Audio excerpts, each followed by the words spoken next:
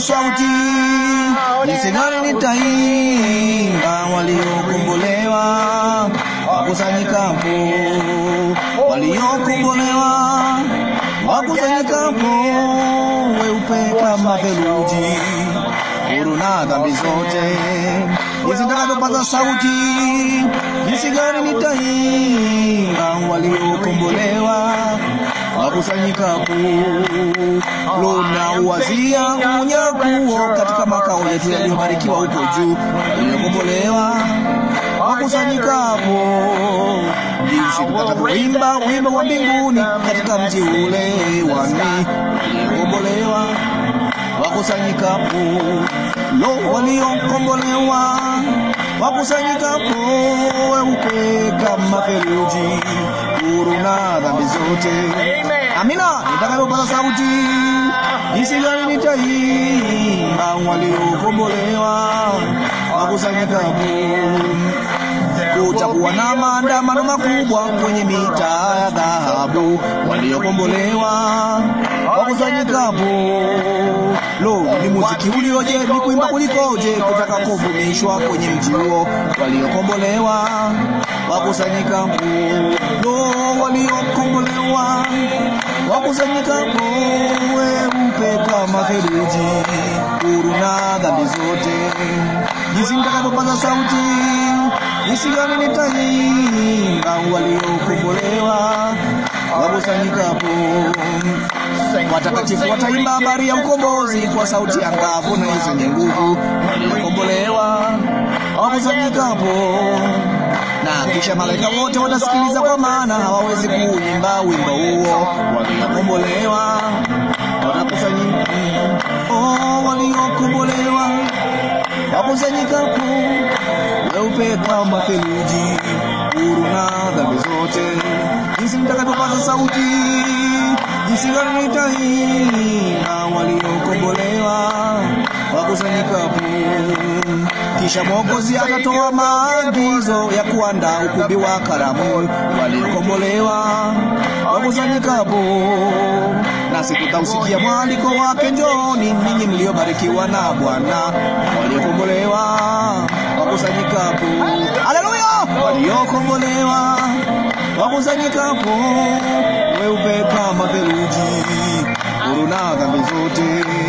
Jinsi nitakapopaza sauti, jinsi gani nitaimba waliokombolewa wakusanyikapo.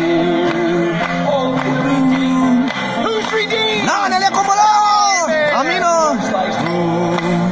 Huru na dhambi zote. Jinsi nitakapopaza sauti, jinsi gani nitaimba waliokombolewa wakusanyikapo. Hebu tumpige makofi asubuhi ya leo.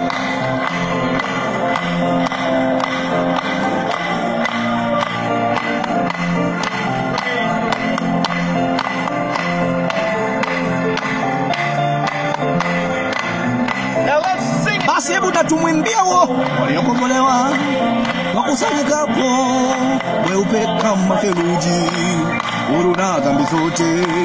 Jinsi nitakapopaza sauti, jinsi gani nitaimba waliokombolewa wakusanyikapo. Ubeti wa mwisho, ubeti wa tatu. Kisha Mwokozi atatoa maagizo ya kuandaa ukumbi wa karamu, waliokombolewa au ni sisi wakusanyikapo.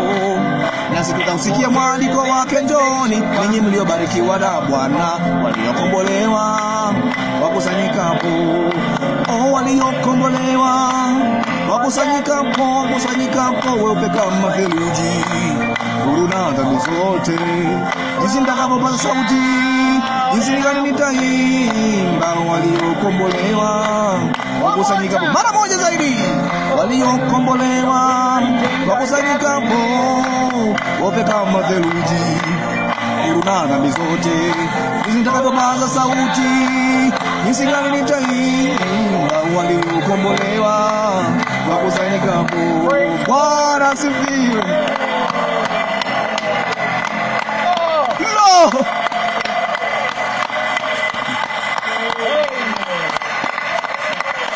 No!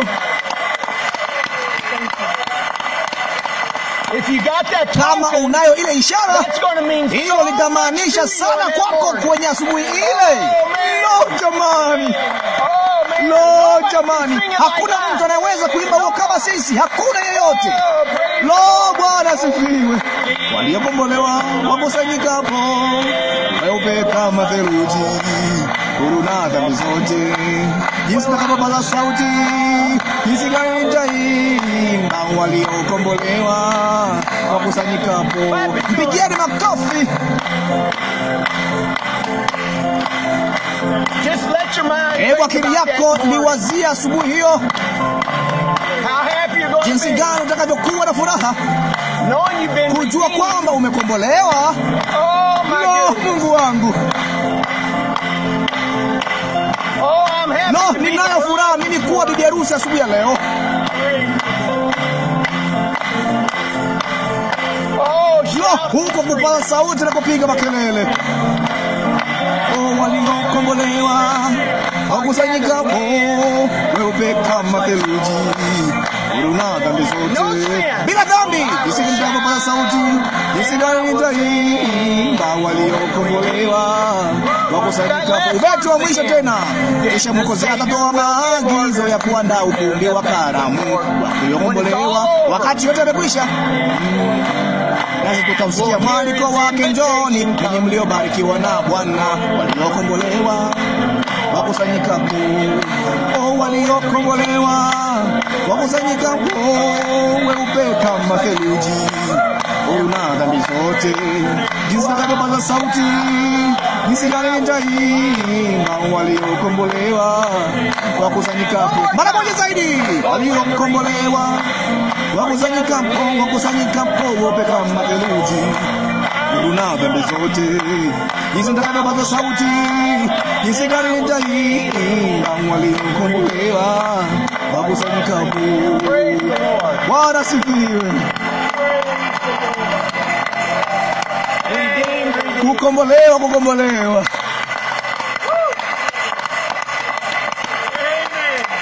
praise Jina la Bwana lihimidiwe. Asante Bwana. Ain't nobody happy Hakuna like mwenye us. furaha kuliko sisi. There ain't nobody. Hayupo. Amen. Amina. Praise the Lord. Bwana himidiwe.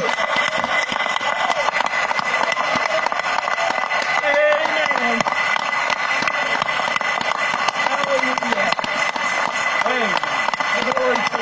Amen. Amina.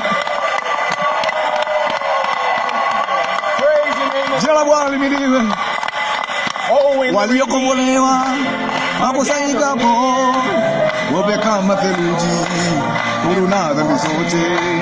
Jinsi nitakapopaza sauti, jinsi gani nitaimba waliokombolewa wakusanyikapo. Oh, waliokombolewa wakusanyikapo, weupe kama theluji, huru na dhambi zote. Jinsi nitakapopaza sauti, jinsi gani nitaimba waliokombolewa. Let's hear you, sister. Hebu tuwasikie ninyi wadada.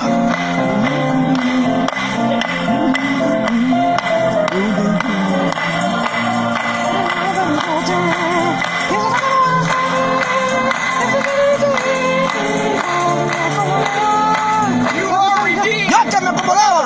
Wandugu, kombolewa wakusanyikapo, weupe kama theluji, huru na dhambi zote.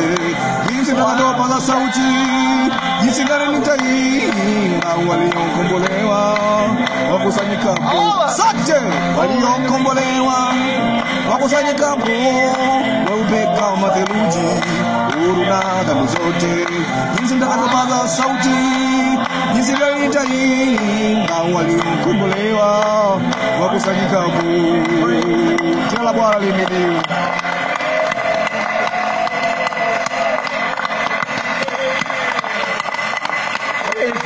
Bwana asifiwe.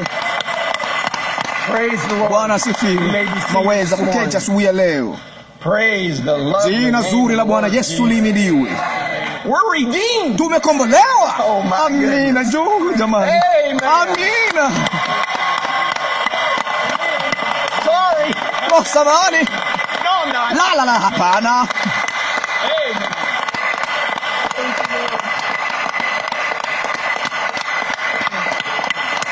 Praise the Lord. Bwana asifiwe. When I think Nikiwazia about jinsi how many ambavyo times I ningesimama stood katika at a ball mchezo wa game mpira wa and say, miguu na kufanya nothing. na kisha hakuna chochote. This is eternal Hii ni life. uzima wa milele. Redeemed. Tumekombolewa. Actually, I don't Kwanza even think kabisa we should nadhani even hata sit tusingeketi down chini, during whole tungesimama service. tu ibada We should just nzima. be standing up whole service. Just praise the Lord. Bwana ahimidiwe.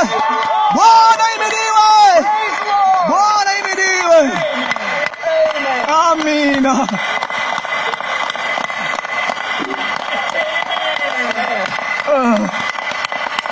Praise the Bwana Lord. asifiwe. Makes me Nawazia think of kuhusu baseball. mchezo wa Who wants to baseball. sit Ni on nani the anataka bench? kuketi kwenye benchi? I want to play Nataka the game. kucheza mchezo. We Nasi are sote in tuko the katika game. mchezo. This is Huu the ndio game. This is mchezo the word. wenyewe. Hili This is ndio life. neno. This Haya is ndio everything. maisha. Hili ndio kila kitu. And no one Na can kuna sing anayeweza that kuliimba redemption story like the bride hiyo of hadithi Jesus ya ukombozi Christ. kama bibi harusi wa It Yesu means more Kristo. to us than Hili anybody. linamaanisha zaidi kwetu sisi kuliko mtu Because we yeyote, recognize kwa sababu this tunaitambua day siku and hii this na message. ujumbe huu, And that is na hiyo the ndio token of the ishara ya hour. wakati huu. Oh, Lo, my Mungu wangu. Oh, Lo, praise jina la the Bwana Lord. lihimidiwe. Praise the Bwana asifiwe. Lord. Praise the name Jina of la the Bwana Lord. lihimidiwe. Maybe Mwaweza kuketi. Oh, how Lo, exciting. jinsi gani hilo Exciting. linavyosisimua, linasisimua. Ni ujumbe huu, na ndivyo unavyofanya kwa bibi harusi wa Yesu Kristo. Tumetiwa nguvu na ujumbe, na ni wakati na siku ya jinsi gani tunayoishi. Huu ndio wakati mkuu zaidi tujuao kuwahi kutokea. Anasema kila mtu alitaka aishi sasa hivi, wakati tunapoishi sasa hivi, ili wayaone mambo haya yakitokea.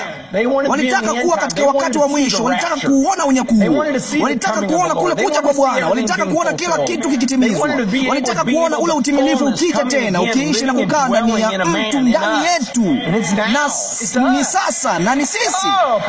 Bwana asifiwe. Lo, Bwana asifiwe.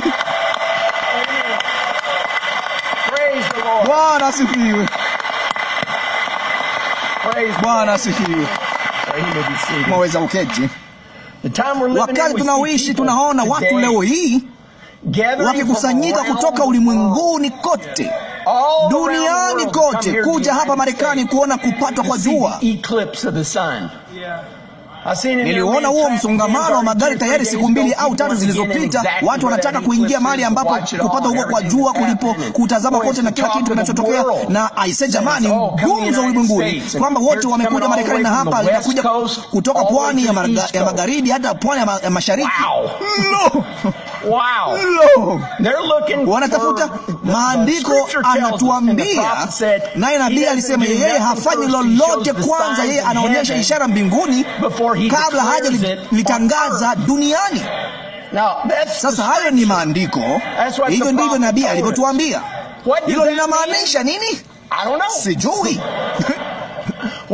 Nini kitatokea? Bado sijui, sijali, lakini nitakuwa sehemu ya hilo jambo. Nitakuwa sehemu ya hilo vyovyote iwavyo. Amina. Bwana asifiwe. Bwana asifiwe. Ninayo furaha kwa hilo. Bwana asifiwe. Hiyo ni nzuri sana kuanza kuliwazia hilo, nao watu hao wote wakija kote na kuzichukua miwani zao. Nami nimesikia watu wanalipa mamia ya dola kuzipata hizo miwani. Wote wanaenda kuangalia juu kwenye hilo, wataliona hilo, wote watakuja na kuliona hilo. Bali Mungu katika urahisi analifanya jambo fulani hapa. Anasema yeye analionyesha mbinguni, ni tukio la dunia. Ndivyo neno linavyosema, ni tukio la dunia. Kwa hivyo yeye anaenda kufanya jambo fulani. Lo, nimechangamshwa.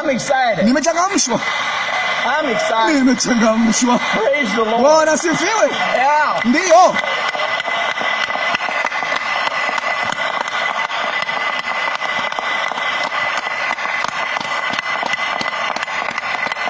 Amina. Unajua, kwanza unapaswa kushawishika, kisha unahusika. Nasi tumeshawishika kwamba huu ndio ujumbe wa saa. Na ni nani aliyeshawishika? Huyo ni bibi harusi wa Yesu Kristo. Amina, amina. Jina la Bwana lihimidiwe. Nimeshawishika. Jina la Bwana lihimidiwe. Bwana sifiwe. Mweza kuketi. Nimekuwa nimeshawishika, lakini ndipo shawishika. Nao unajua tunachofanya? Tunakula chakula cha kondoo kilichohifadhiwa. Kwani yeye alisema kondoo watakula tu nini? Chakula cha kondoo. Na hicho ndicho sisi tunachokula, ni chakula cha kondoo. Chakula hicho cha kondoo kilichohifadhiwa kwa ajili ya bibi harusi wa Yesu Kristo kukila sasa hivi. Hicho ni kwa ajili ya sasa hivi, chakula hicho ambacho kimehifadhiwa ili tuweze kukila sasa hivi. Na ni ajabu jinsi gani katika kukila kwamba tunayo hati ya mkataba, naye anaendelea kuwa ni hati ya dhamana. Nilichukua hati ya mkataba, hati ya dhamana, naye anasema iko pamoja na kampuni ya uzima wa milele. Amina. Nayo inalipa katika mgao wa faida. Amina. Na msikilizeni hili. Unajua, hilo lilipokuja moyoni mwangu jana, ni kama nilipomsikia ndugu Branham kwenye ujumbe huo wa kushawishika kisha kuhusika. Naye anasema hivyo mara nyingi, anasema kuuza hakikisho, na jinsi anavyosema anamtega dada Branham alionekana ni kama jamani, kama alikuwa anamsimulia hadithi. Alisema, nilisema hakikisho sio bima, hakikisho hilo lililobarikiwa tulilonalo katika mkataba huo wa dhamana. Nami nikafikiria jamani, inalipa kwa gawio. Ilikuwa kama hivi, nilisema hilo ndilo lililokuja moyoni mwangu. Kwa hivyo ilinibidi kulitafuta ili kuona nini hasa mahali ya gawio. Hilo ni zuri. Jumla ya pesa ya baraka inayolipwa mara kwa mara na kampuni Roho Mtakatifu kwa wanahisa wake bibi harusi kwa faida yake. Lo!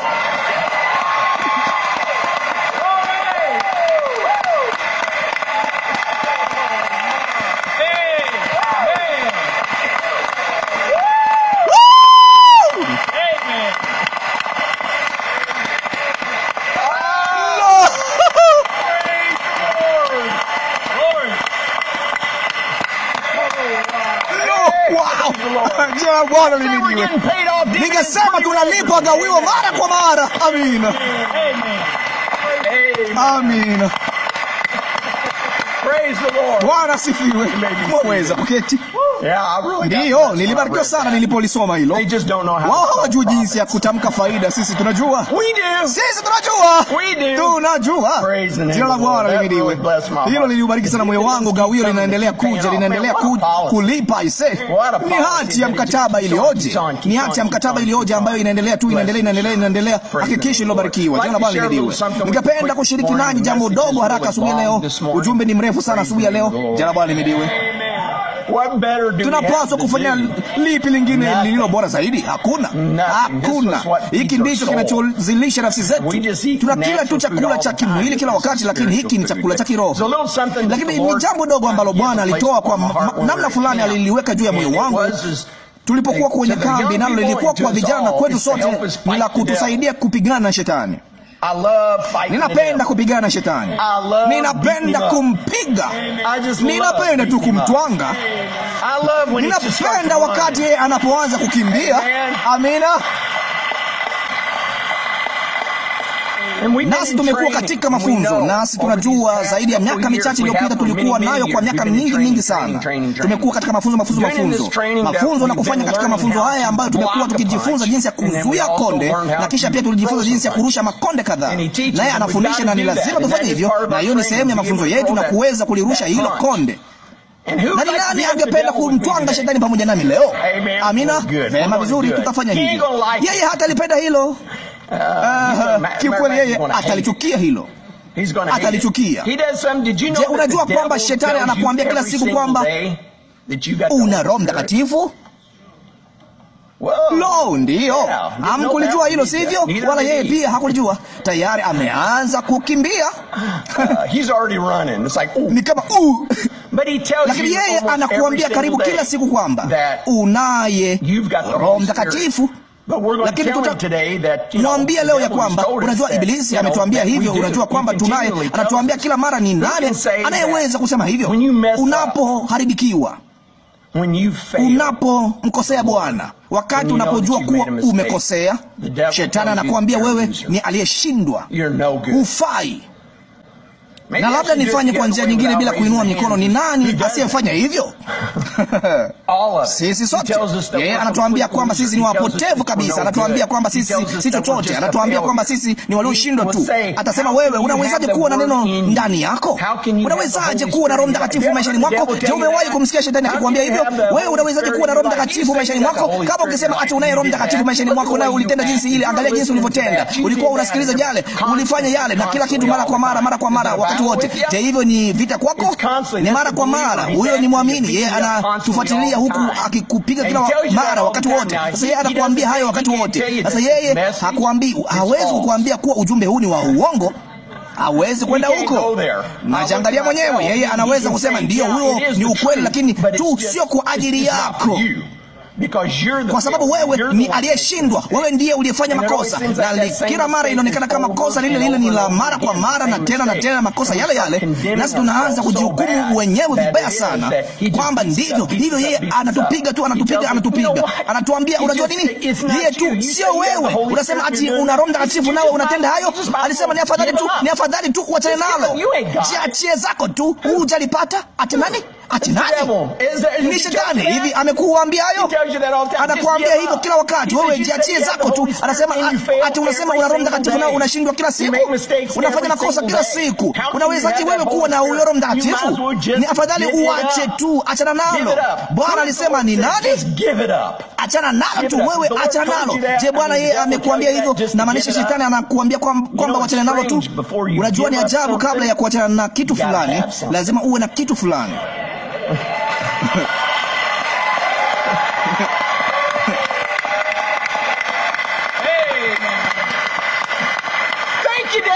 Asante Shetani. Yeye anakukumbusha kila siku kuwa wewe unaye Roho Mtakatifu. Amina. Bwana asifiwe. Jina la Bwana lihimidiwe. Bwana asifiwe. Bwana asifiwe. Mwaweza kuketi. Kwa hivyo ukumbuke kwamba wakati mwingine akikuambia uachane nalo na usitishe na wewe ni aliyeshindwa, wewe sema tu, asante Shetani. Asante kwa kunihakikishia kuwa ni naye. Unaniogopa sana mimi. Unanitaka niachane nalo. Ni naye. Mimi ni naye. Amina. Nawe utapata zaidi kuhusu hayo leo. Amina.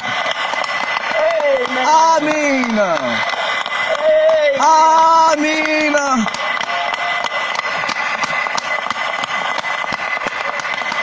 Jina la Bwana lihimidiwe.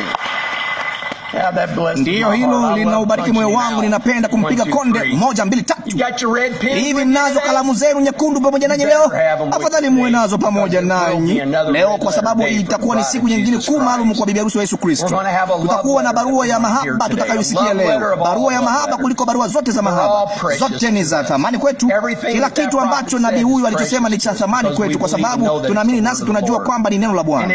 Na ni kwamba yeye atatutia moyo leo katika barua hii. Naye atatuambia mambo mengi, naye atatuhakikishia kile tunachofanya na kile tunachofanya sasa hivi leo kuwa ndicho kitu sahihi. Atatujulisha kwamba tunafanya jambo lile lililo sahihi, kwa sababu tunataka daima kuwa katika mapenzi makamilifu ya Mungu. Sio mapenzi yetu na kila kitu tunachofanya, na kiwa ukimtanguliza Mungu kila kitu kitaenda sawa.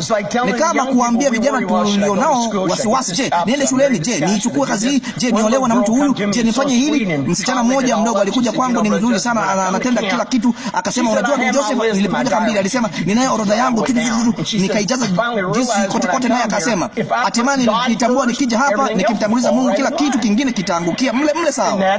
Na hiyo ni kweli. Amina.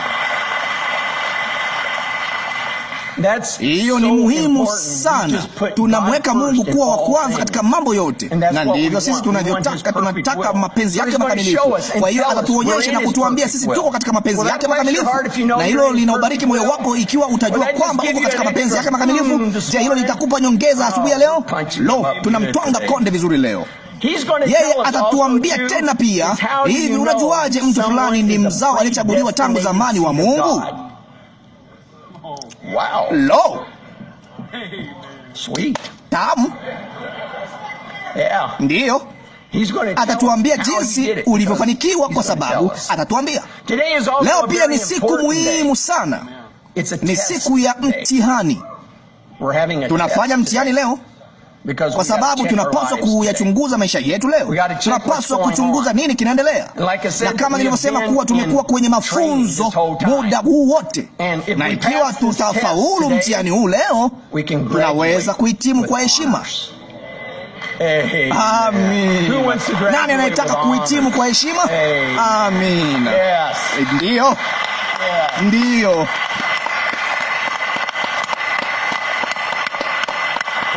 Jina lako lihimidiwe Bwana.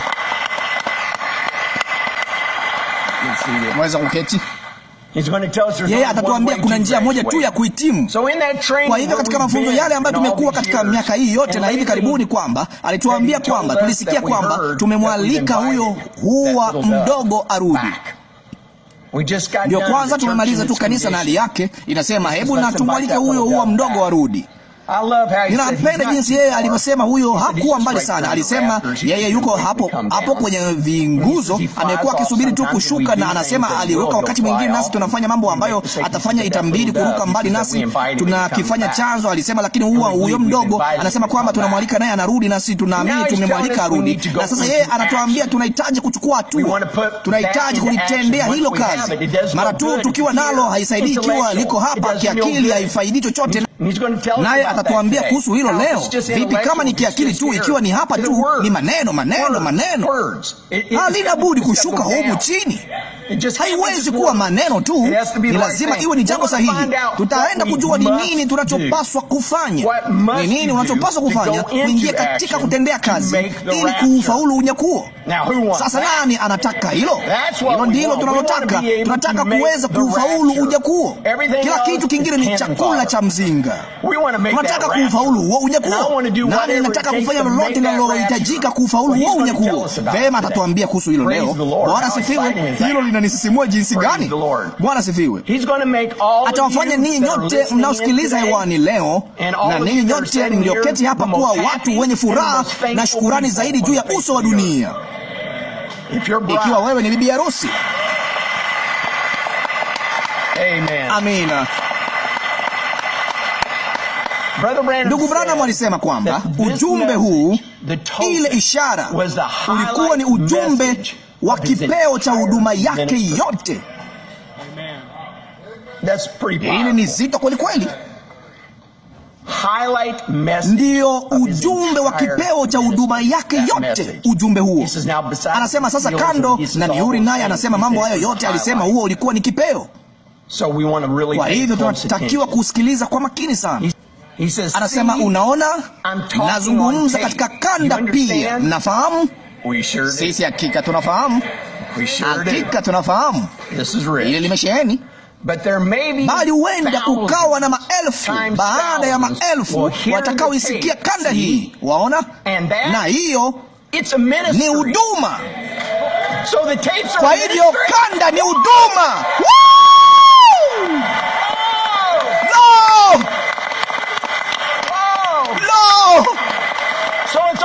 Kwa hiyo ni sawa kuamini huduma ya kanda.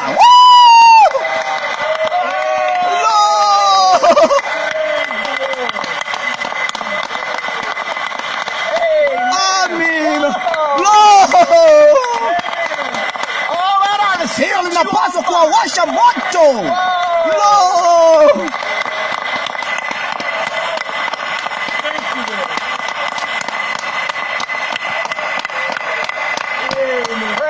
Jina la Bwana lihimidiwe. Wewe ni sehemu ya huduma hiyo ya kanda. Amina. Mwaweza kuketi. Jina la Bwana lihimidiwe. Ninalipenda hilo. Kwa hivyo wakosoaji wote, na ndivyo ilivyo, hiyo ni huduma. Alisema ni huduma, ni huduma ya kanda. Lo, jina la Bwana lihimidiwe. Kuna mtu atakayeingia Yeriko kwa siri, mwajua, akiwa na kanda.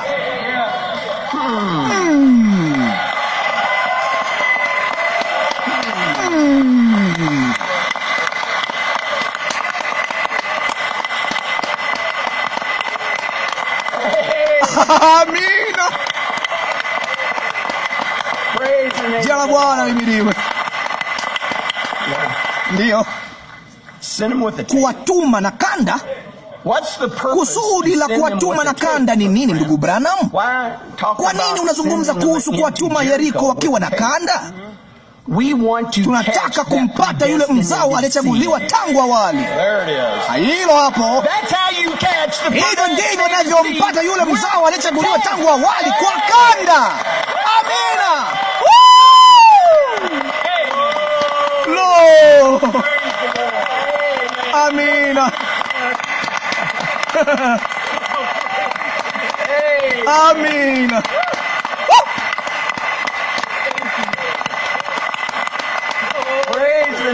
Jina la Bwana lihimidiwe.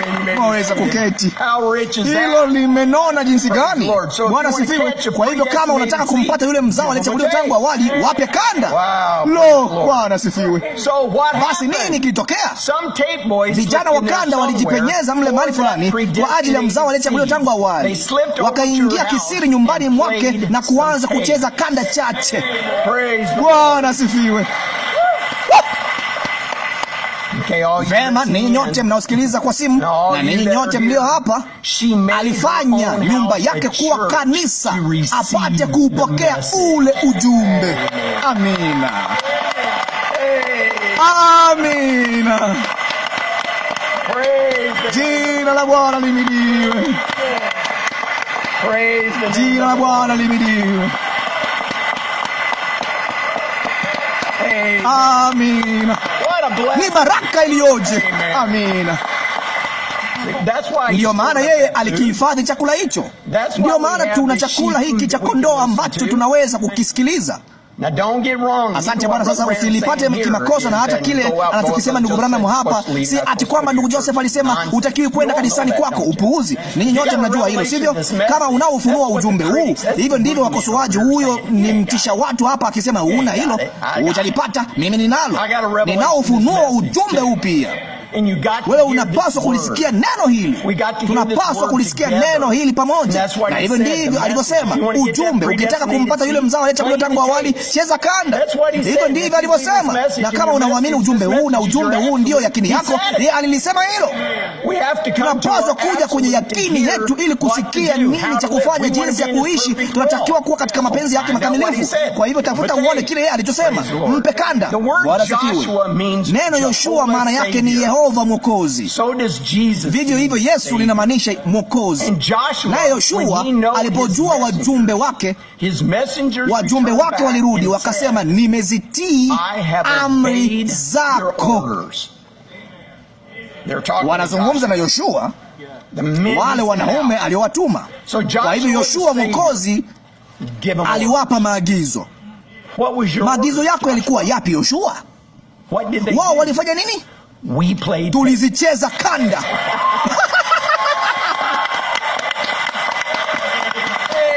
Amina. Amina.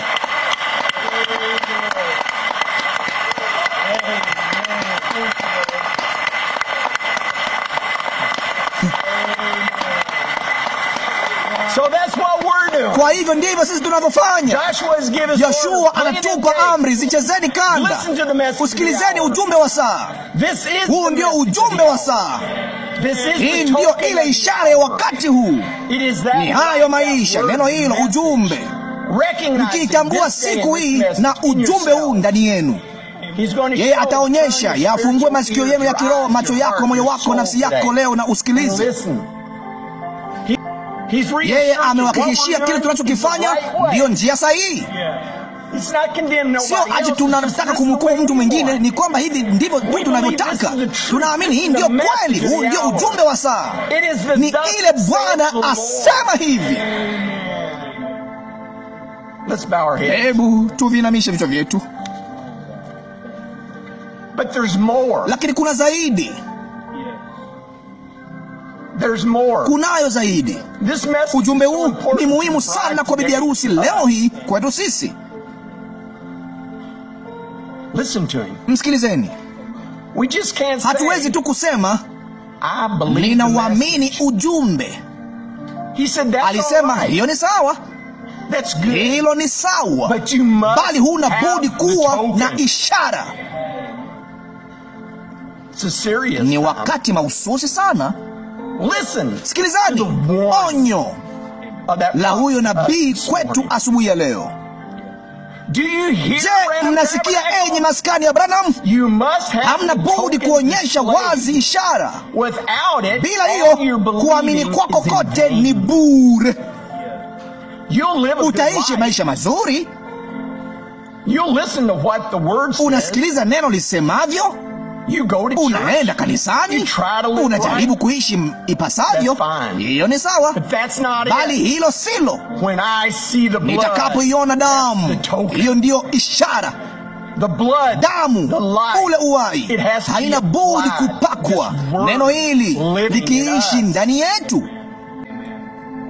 Sio maneno tu yanatoka kinywani mwetu, ni ule uhai kutambua ujumbe huu. Usifikie tu umbali huu ukasema naamini ujumbe. Tii mjumbe. Ndivyo alivyosema, mtii mjumbe. Bwana, tuko hapa leo hii kwa ajili ya hilo, kumsikia mjumbe huyo, kumtii mjumbe huyo. Ingia katika Kristo. Unasema naamini kila neno lililosemwa ndugu Branham. Hilo ni sawa. Bali hiyo ni uwezo tu wa kusoma. Chukua ujumbe, uingize moyoni mwako ya kwamba huna budi kupata ile ishara. Uhai ule ule uliokuwemo katika Kristo uwe ndani yako. Nitakapoiona hiyo, nitapita juu yenu. Uhai huu wa Bwana Yesu, huo ndio tunaotaka Bwana. Uhai huo uishi ndani yetu. Je, hayo ndiyo maombi yako asubuhi ya leo? Uhai huo uishi ndani yako.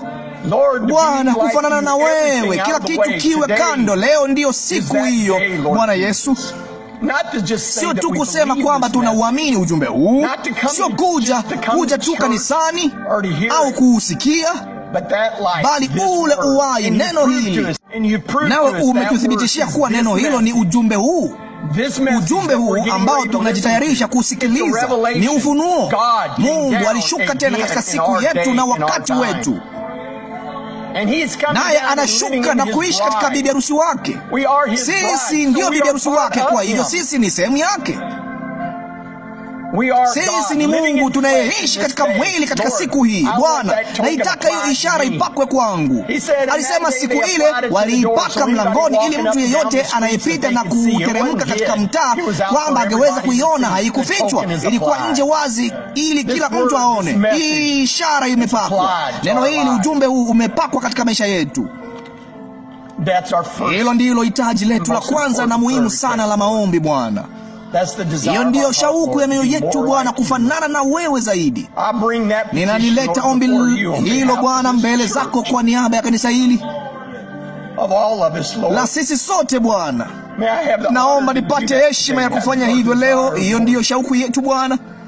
Hatutaki chochote cha kutuzuia kusimama njiani.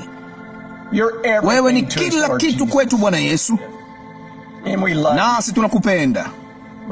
Lakini tunazo heka nyingi na kushindwa kwingi. Lakini Bwana, utatusaidia nasi tutashinda kila wimbi. Nanga yetu italishikilia neno hili kwenye ujumbe huu, nasi ni watu wanaoamini. Na leo hata na zaidi, kwa sababu tutajua hiyo ishara imepakwa. Na wakati ishara hiyo imepakwa na iko maishani mwetu, basi lolote tuombalo katika jina lake atatujalia. Je, unaamini hilo asubuhi ya leo? Kutoka kwenye vilindi vya moyo wako, inua mkono wako na useme, Bwana, ninaamini jambo hilo. Ninaamini kwamba mimi ni mtoto wako, Bwana Yesu. Nayo ishara hiyo itapakwa maishani mwangu, na chochote nilichohitaji kuomba leo, nitaamini hilo kwamba nitakipokea. Na kila ombi lililo nyuma ya mikono hii, Bwana, utalitimiza, kwa sababu nalijua kanisa, nalo kanisa ni walioitwa watoke. Hao ni ninyi. Ninyi ndilo kanisa. Huyo ni bibi harusi wa Yesu Kristo. Ndilo kanisa liloitwa litoke. Nasi tunaliamini, Bwana. Nasi tunahitaji la maombi kwa ajili ya ndugu yetu Michael na dada Patricia Witz wanaotaka kuuza nyumba yao. Dada yetu Hannah Pritz anasema ana matatizo ya tezi ya koo, pengine saratani. Hitaji la maombi kwa Micah Erickson, homa na kulia. Tunataka kumkumbuka ndugu yetu mpendwa Mike Epling. Huyo shetani hana haki juu yake.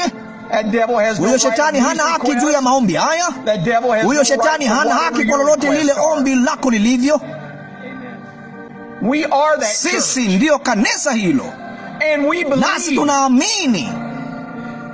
Na pale alipotuambia hakuna kitakachosimama njiani, hakuna, kama tutaliamini.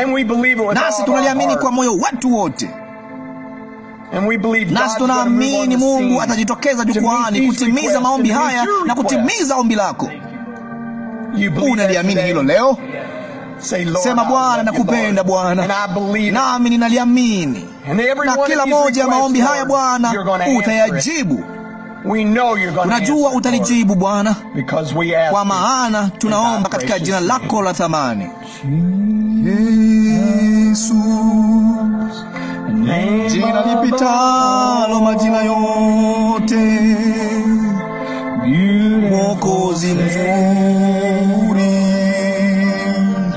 Bwana mtukufu,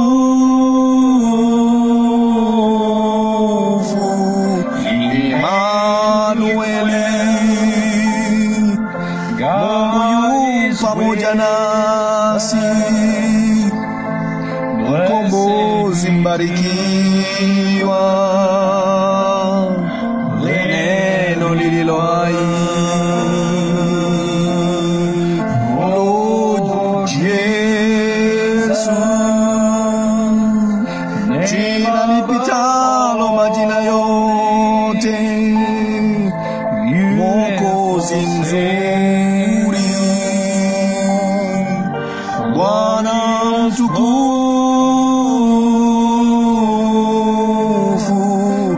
Emanueli,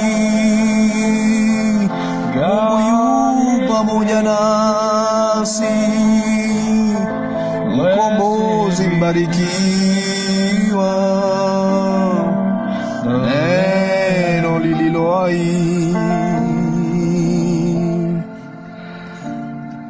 Baba yetu wa mbinguni mwenye neema, Bwana, jinsi gani tunavyo kushukuru kwa neno lako Bwana, kwa ujumbe wako uliotutumia kupitia nabii wako ndugu Branham. Bwana, tunakuheshimu, nasi tunakuja kukuabudu, nasi tunakushukuru tu Bwana kwa kuwepo hapa pamoja nasi. Bwana, tunakuomba kwa kila moja ya maombi haya yaliyonenwa, kila ombi lisilotamkwa hapa na ulimwenguni kote Bwana, kwa maana Bwana tunajua ya kwamba upo pamoja na kila mmoja. Nasi tunakushukuru Bwana kwa ajili ya Roho wako Mtakatifu unayetupa Bwana, ili atutie nguvu na kututia moyo. Tunakuomba Bwana, kunayo mahitaji mengi kati yetu, nasi tunakuomba tu Bwana uje jukwaani na utupe Bwana imani yako. Bwana, ndugu Branham alitupa imani yako ile uliokuwa umempa, naye akatupa sisi.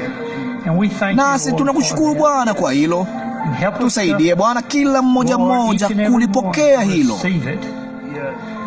kusimama kwenye hilo Bwana, pamoja na maisha yetu yenyewe.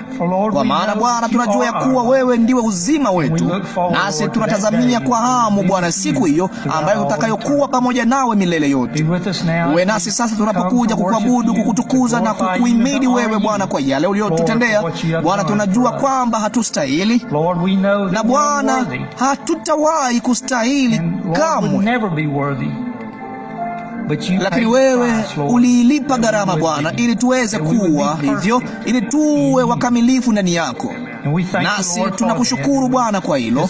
Nasi tunakuomba tu Bwana, utujalie imani yako kwa kila mmoja ya kwamba wangepokea kile wanachohitaji wakati huu. Tunayaomba na tunayaamini haya, nasi tunayaomba yote katika jina lako la thamani, jina la Bwana na Mwokozi wetu Yesu Kristo. Amina. Yesu, jina lipitalo majina yote,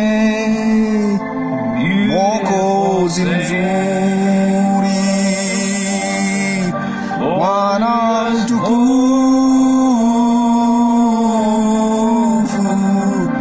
Emanueli,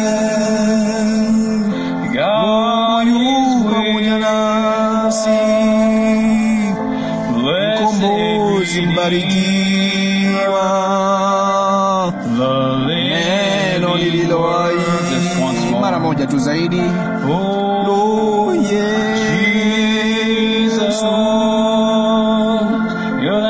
jina lipitalo majina yote, Mwokozi mzuri,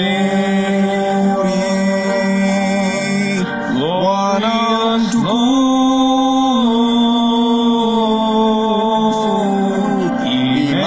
Emanueli, Mungu pamoja nasi, mkombozi mbarikiwa, neno lililo hai. Bwana asifiwe. Mwaweza kuketi. Wakati huu tunakuwekwa wakfu kwa mtoto. Ndugu Joshua, kama ungeweza kuja wakati huu, hebu na tuimbe waleteni.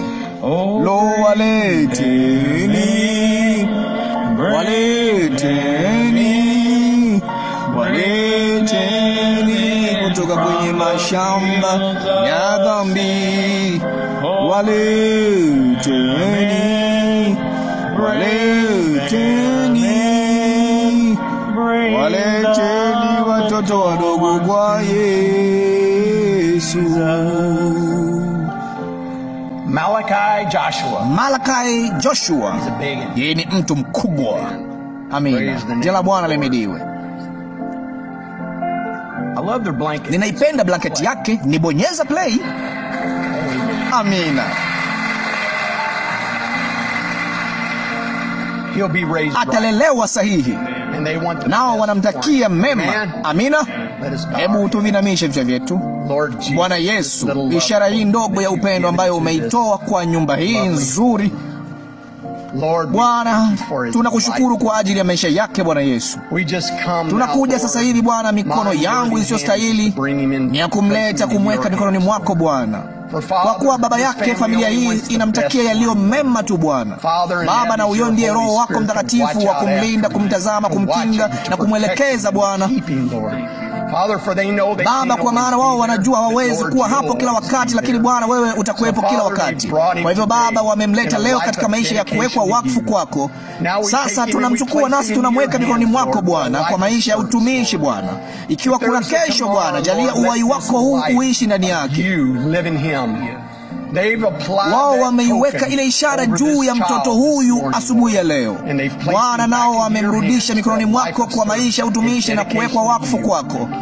Mwangalie, mlinde na umkinge Bwana na maovu yote ambayo ulimwengu huu unayo Bwana. Ibariki familia hii na watoto wao wengine Bwana, nawe uwe mgeni mwalikwa nyumbani mwao daima Bwana. Daima wakuweke wewe wa kwanza Bwana, kwa sababu tulikuweka wewe wa kwanza. Tunajua kila kitu kitaangukia mstarini. Baba, sasa tunamchukua na kumweka mikononi mwako. Tunaomba yote katika jina zuri na la thamani la Bwana wetu na Mwokozi wetu aliye yote kwetu, katika jina la Bwana Yesu Kristo. Amina.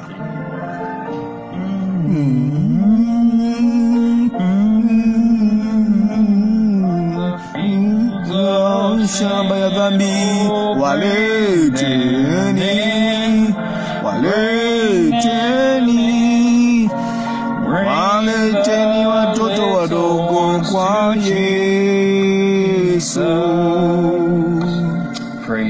Amina. Jina la Bwana lihimidiwe. Ni wangapi wenu mmelifurahia asubuhi ya leo? Amina. Nasubiri kwa hamu kuisikia ile ishara. Lo, ni hakikisho lilobarikiwa jinsi gani tulilonalo.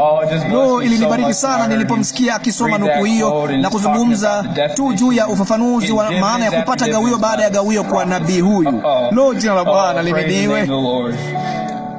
Lakini kwa kweli tunayo ile dhamana iliyobarikiwa. Lo, dhamana iliyobarikiwa. Yesu ni wangu, ni kionjo cha kimbele kilioje cha utukufu wa kiungu. Mimi ni mrithi wa wokovu, nimenunuliwa na Mungu, nimezaliwa kwa Roho wake, nikaoshwa katika damu yake.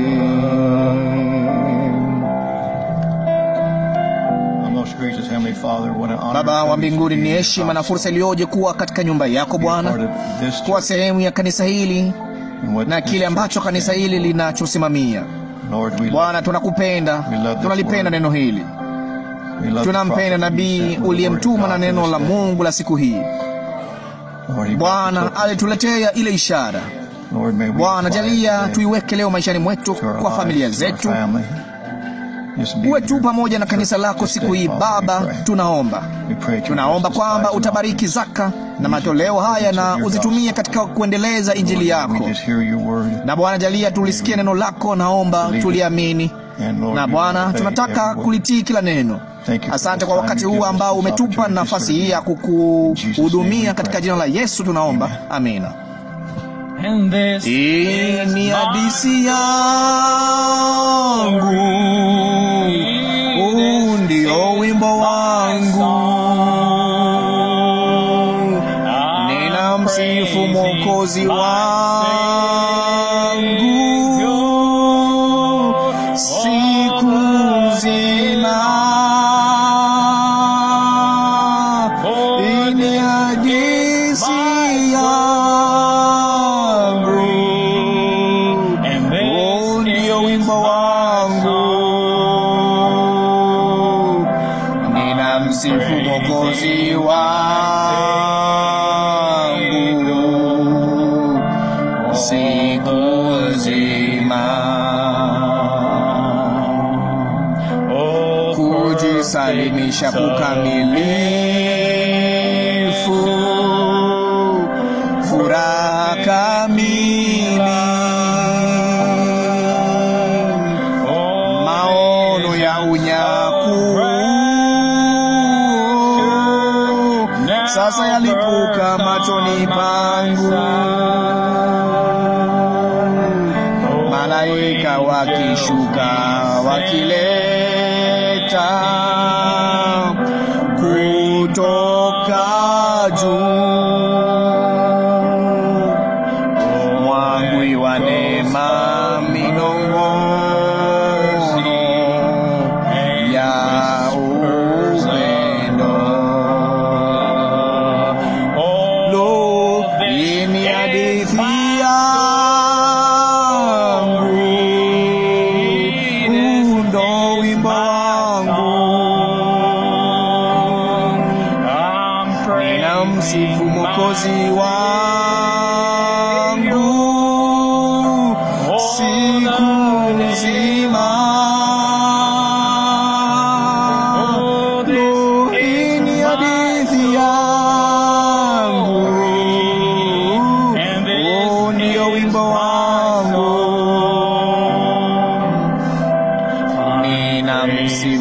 Mwokozi wangu siku nzima. Wokovu mkamilifu, yote yanatulia ndani ya Mwokozi wangu. Ninayo furaha na kubarikiwa, tunakesha na kungoja, tunatazama juu, tumejawa na wema wake na kupotelea katika pendo lake.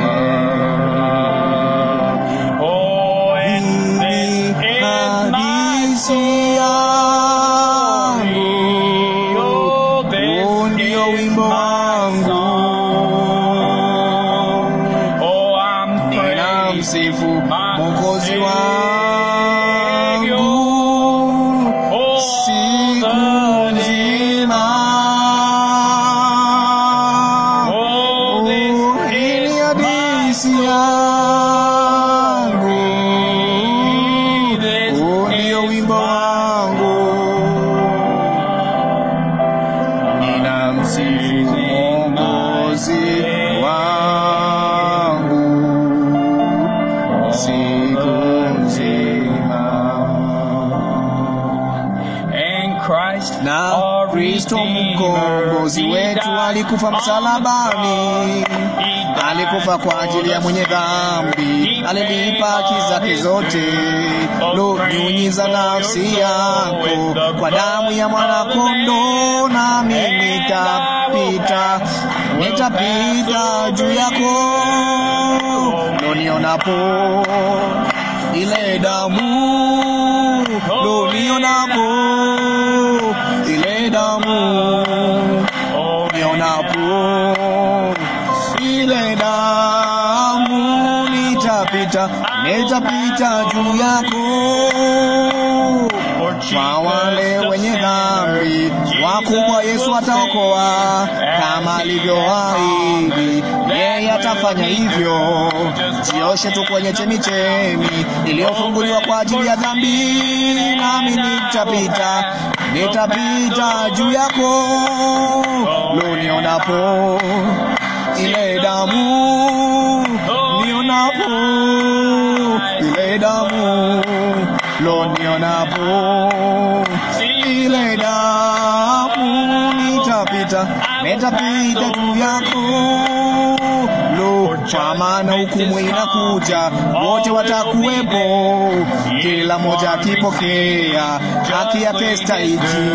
Lo, jifiche katika damu iokoayo na kusafisha dhambi, nami nitapita juu yako. Nionapo ile damu, nionapo ile damu, nionapo ile damu, nitapita juu yako. Lo, fadhili kuu, upendo sio na mipaka, wema wa upendo, mwaminifu na mkweli. Jipatie amani na ngome chini ya damu, nami nitapita juu yako. Nionapo ile damu, nionapo ile damu, nionapo ile damu, nitapita juu yako. Alinitoa matopeni, kanisimamisha mwambani, nafsini mwangu ameweka wimbo leo, wimbo wa sifa. Haleluya. Lo, alinitoa matopeni, kanisimamisha mwambani, nafsini mwangu ameweka wimbo leo, wimbo wa sifa. Haleluya. moyo wangu ulihuzunishwa chini ya uso wa Yehova, na chini katika dhambi ambako dhambi zangu ziliniburuta. Nilimlilia Bwana kutoka katika matope ya kina kirefu, akanileta kwa upole hadi kwenye siku ya adhabu. Alinitoa matopeni na kanisimamisha mwambani, nafsini mwangu ameweka wimbo leo, wimbo wa sifa. Haleluya. Aliniweka kwenye mwamba imara, kando yake hatua zangu zilithibitika, nami nitadumu hapa. Hakuna hatari ya kuanguka nikiwa hapa, bali nitasimama kwa neema yake, akanipate taji. Alinitoa matopeni, kanisimamisha mwambani, nafsini mwangu ameweka wimbo leo, wimbo wa sifa. Haleluya. Alinipa wimbo wimbo mpya wa sifa, na usiku na mchana nota zake tamu nitaziimba. Moyo wangu umefurika, nina furaha na huru kumsifu mkombozi wangu aliyeniokoa. Alinitoa matopeni, kanisimamisha mwambani, nafsini mwangu ameweka wimbo leo, wimbo wa sifa. Haleluya. Nitaimba rehema zake za ajabu kwangu, nitamsifu mpaka watu wote wauone wema wake. Nitawimba wokovu nyumbani na ng'ambo, hata wengi watakaposikia kweli na kumtumaini Mungu. Alinitoa matopeni, kanisimamisha mwambani, nafsini mwangu ameweka wimbo leo, wimbo wa sifa. Haleluya. Alinitoa matopeni, kanisimamisha mwambani, nafsini mwangu ameweka wimbo leo, wimbo wa sifa. Haleluya. Amen.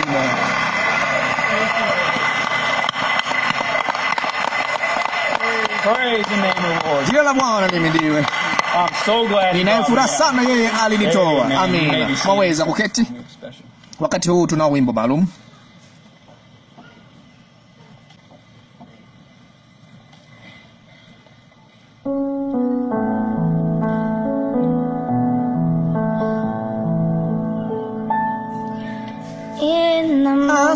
Asubuhi ninapoamka, asubuhi ninapoamka, asubuhi ninapoamka, nipe Yesu,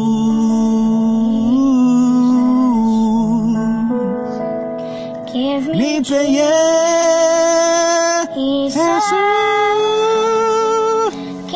nipe Yesu.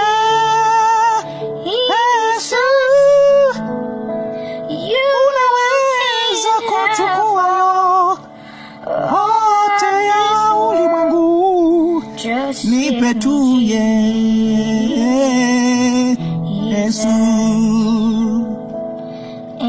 Nani wapo peke yangu, nani wapo peke yangu, nani wapo peke yangu,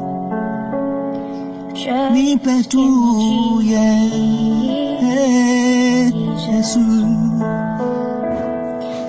nipe Yesu, nipe Yesu.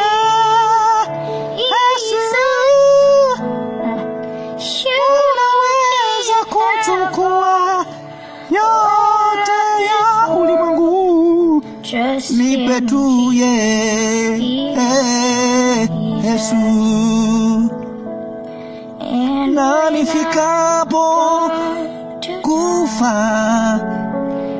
na nifikapo kufa, na nifikapo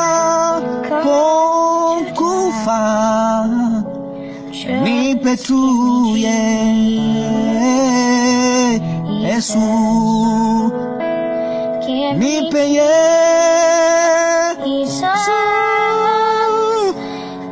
nipe Yesu, unaweza kuchukua yote ya ulimwengu, nipe tu Yesu, nipe Yesu, nipe Yesu, unaweza kuchukua yote ya ulimwengu, nipe tu Yesu,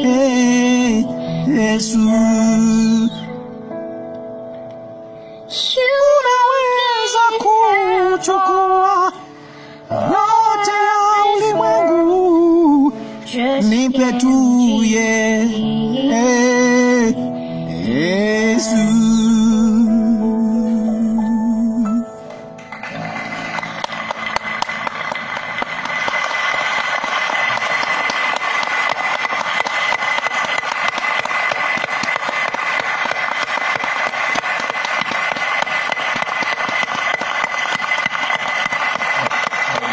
Amina. Thank you, Sister Anna. Asante dada Ana. Kweli ni wangapi kutoka moyoni mwako kuwa hicho ndicho unachokitaka ni Bwana Yesu? Amina. Kweli bila yeye tusingekuwa hapa. Alilipa deni ambalo sikuwa na jinsi ningeweza kulilipa. Nilihitaji mtu wa kuniosha dhambi zangu.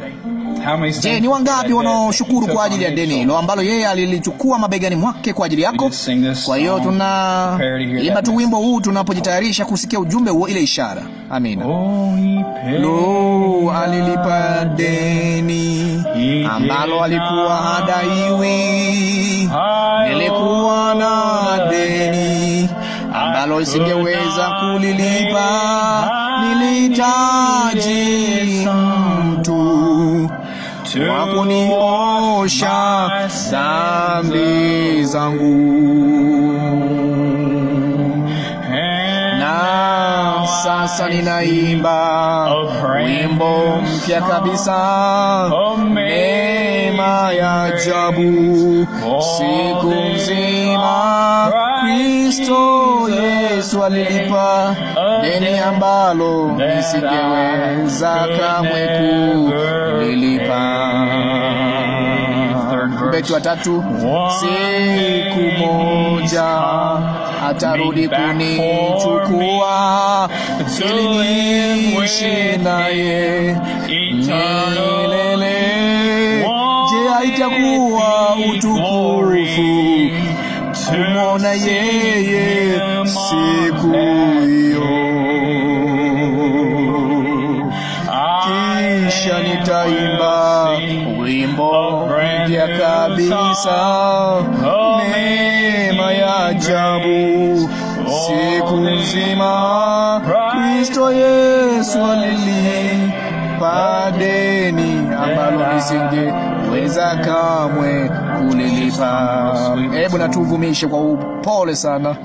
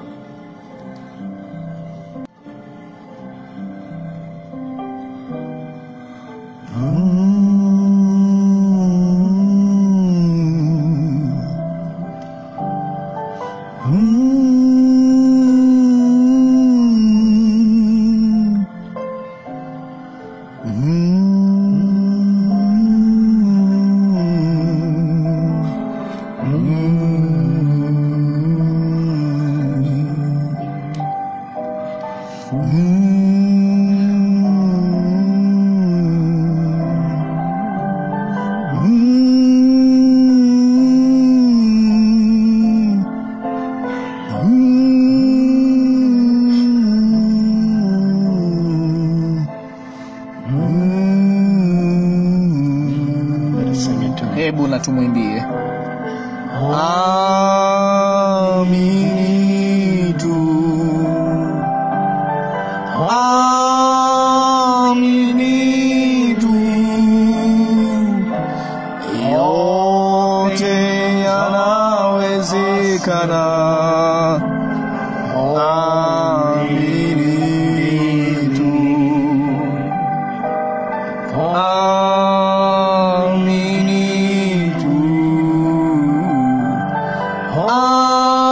amini tu,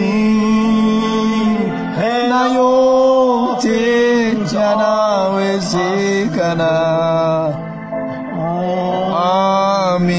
Amini tu. Bwana ahimidiwe. Mwaweza kuketi. Ni ajabu jinsi gani kujua kwamba mambo yote yanawezekana. Mambo yote yanawezekana tukiamini tu. Ni upendeleo ulioje kwetu leo kumkaribisha, kwetu sisi kusikia ujumbe wa Mungu, chakula kilichohifadhiwa, chakula cha kondoo kwa bibi harusi wa Yesu Kristo. Hatutaki hata kulisikia tu, tunataka kulifanyia kazi. Tunaitaka hiyo ishara, uhai huo ujumbe uishi ndani yetu.